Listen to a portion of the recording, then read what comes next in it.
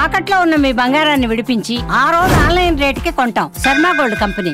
నమస్కారం, సుమన్ టీవీకి స్వాగతం. నేను మానస. ఈ రోజు మనతో పాటు ఉన్నారు జ్యోతిష్య రత్న, జ్యోతిష్య చక్ర వైభవ నిపుణ డాక్టర్ రాళ్లపల్లి రవికుమార్ గారు. వారితో మాట్లాడదాం. జూన్ నెల మాసానికి సంబంధించిన మాస ఫలితాల గురించి తెలుసుకుందాం. గురుగారు నమస్కారం అండి. నమస్కారం. గురుగారు, ముందుగా ఈ జూన్ మాసంలో ద్వాదశ రాశులకి సంబంధించి అంటే నవగ్రహాలు ద్వాదశ రాశుల్లో ఏ ఏ స్థానాల్లో ఉన్నాయో ముందుగా వివరించండి. తప్పకుండా.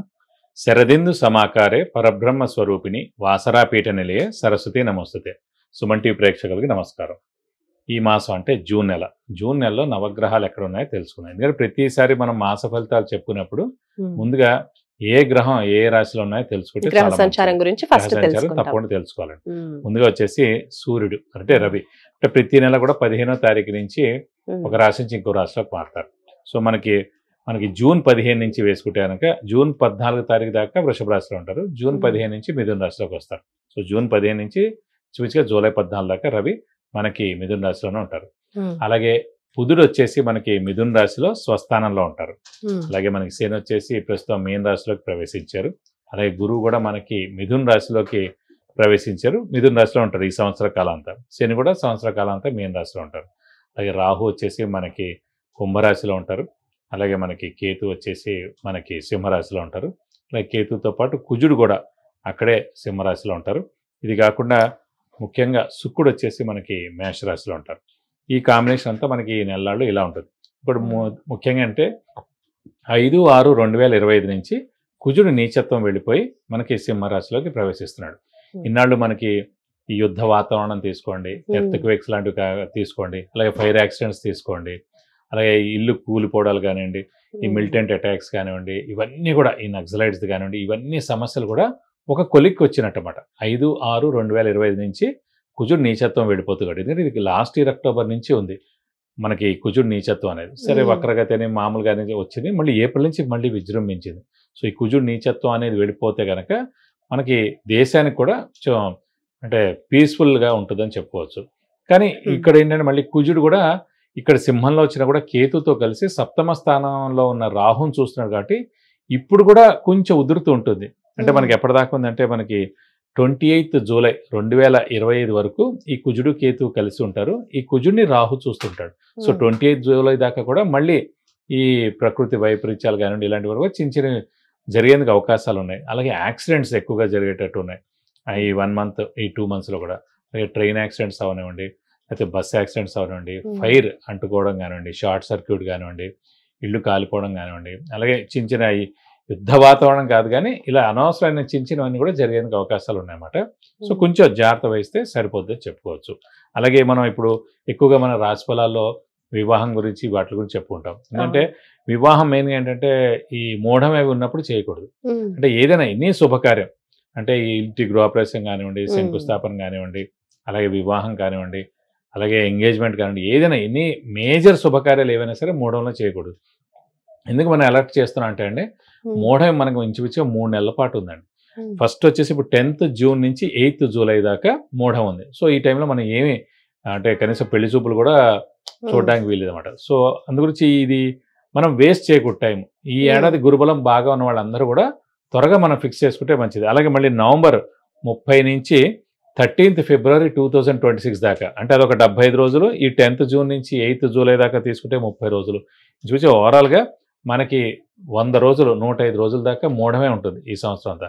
కాబట్టి గురుబలం బాగా ఉన్న వాళ్ళ మటుకు గట్టి ప్రయత్నం, మానవ ప్రయత్నం, స్పీడ్గా స్మార్ట్ వర్క్ చేసి ఏదైనా చేసి ఫాస్ట్గా పెళ్లి కుదుర్చుకోవడం అనేది చేసుకుంటే చాలా మంచిది. ఇప్పుడు మిథున రాశి. గురుగారు, మిథున రాశి వాళ్ళకి జూన్ మాసం ఏ విధంగా ఉండబోతోంది? ఏ విషయాల్లో వీళ్ళకి ఎక్కువగా అనుకూలత కనిపిస్తోంది? ఏ విషయాల్లో జాగ్రత్తగా ఉండాల్సిన పరిస్థితులు ఉన్నాయో తెలియజేయండి. తప్పకుండా. మిథున రాశి అనగానే మనకి మృగశిర 3-4 పాదాలు, ఆరుద్ర 1-2-3-4 పాదాలు, పునర్వసు 1-2-3 పాదాలు, ఈ నక్షత్రాల సమూహం అంతా మనకి మిథున రాశిలోకి వస్తుంది.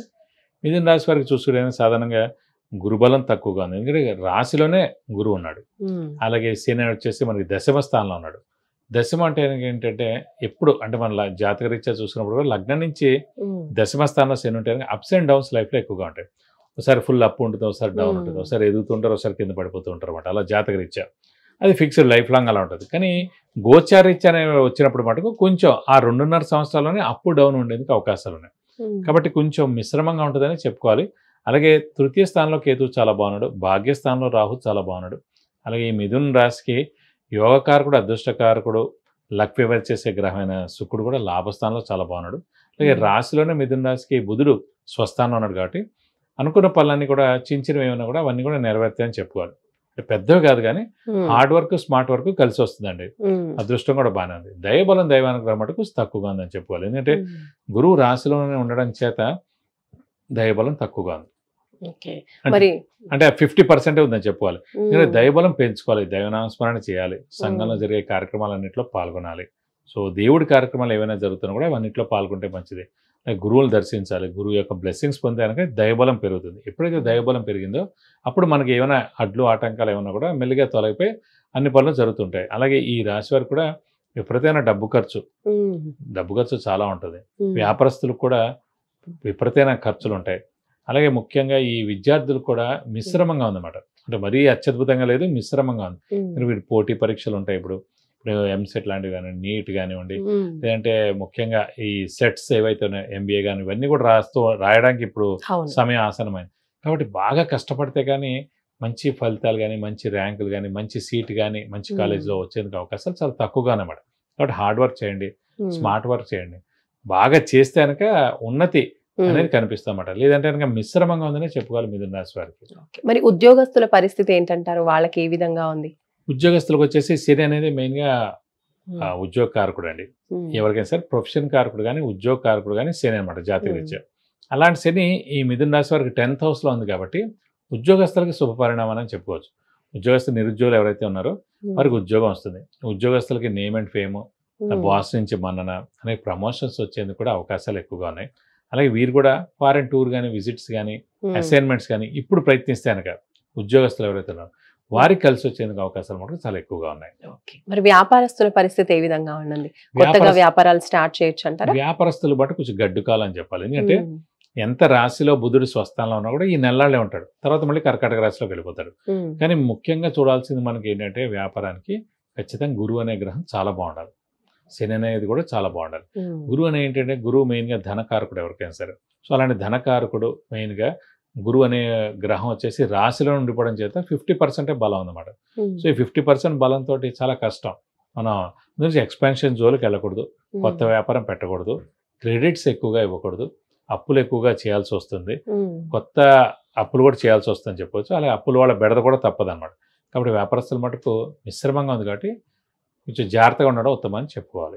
ఓకే. మరి మిథున రాశి వాళ్ళు జూన్ మాసంలో పరిస్థితులు ఇప్పుడు చెప్తున్నారు అన్ని కూడా మిశ్రమంగా ఉన్నాయి అంటున్నారు.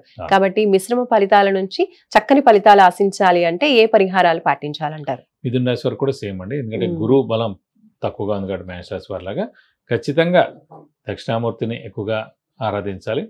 అలాగే ముఖ్యంగా దత్తాత్రేయ స్వామిని కూడా ఎక్కువగా పూజించాలి. ప్రతిరోజు దత్తాత్రేయ స్వామి అష్టోత్తరం, దక్షిణామూర్తి శ్లోకం, అష్టోత్తరం చదువుకుంటే చాలా మంచిది. అలాగే వీలైతే కనుక ప్రతి గురువారం దత్తాత్రేయ స్వామి టెంపుల్కి వెళ్ళి 41 ప్రదక్షిణాలు చేయడం, అలాగే ఖచ్చితంగా ప్రతి గురువారం ఉపవాసం ఉండడం ఈ సంవత్సర కాలం చేస్తే చాలా మంచిది.